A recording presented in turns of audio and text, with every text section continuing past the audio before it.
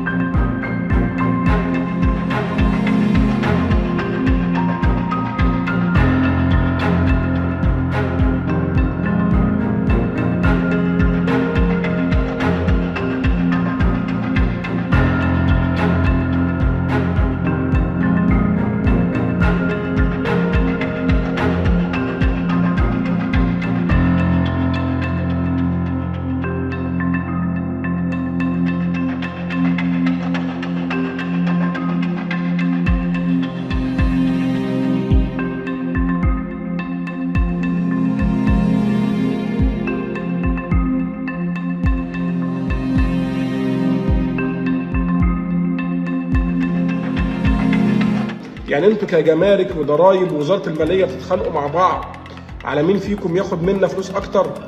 والله العظيم انا بقيت اقول اعوذ بالله من حكومه مصر اكتر ما استعيذ بالله من الشيطان الرجيم.